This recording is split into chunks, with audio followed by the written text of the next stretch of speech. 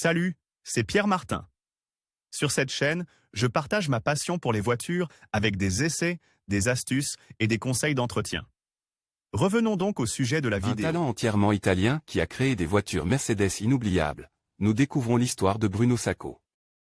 By PR and Communication 25 septembre 2019. Tout le monde sait peut-être pas qu'une grande partie du mérite du grand succès de la marque allemande Mercedes-Benz revient à un designer très italien, originaire d'Udine. Nous parlons ici de Bruno Sacco, considéré comme l'un des 25 plus importants designers automobiles du XXe siècle au niveau mondial. Et intronise à l'Automotive Hall of Fame en 2006. Découvrez avec nous les étapes marquantes de la biographie de Bruno Sacco et apprenez pourquoi il a réussi à s'inscrire à part entière dans l'histoire de son secteur. Les années de sa jeunesse. Né à Udine le 12 novembre 1933, Bruno Sacco est le fils d'un soldat alpin constamment en mission. Pendant la Seconde Guerre mondiale, il s'installe avec sa mère chez ses grands-parents à Tarvisio, puis retourne souvent dans sa ville natale pour étudier. À l'âge adulte et après le baccalauréat, il se passionne pour les voitures en admirant une imposante Studebaker à Tarvisio. Diplôme en ingénierie mécanique de l'école polytechnique de Turin, il travaille dans le secteur du design automobile et collabore ensuite avec des entreprises telles que Ghia et Pininfarina. L'arrivée chez Mercedes. Après ses expériences précédentes, Bruno Sacco est engagé par Mercedes-Benz et s'installe en Allemagne.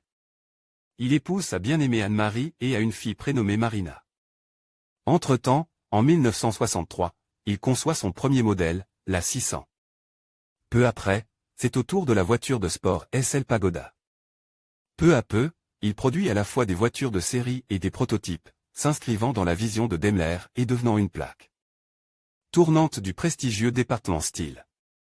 1969 est l'année du concept car C111, qui laisse les techniciens et les passionnes bouche bée grâce à son style unique, tourne vers l'avenir.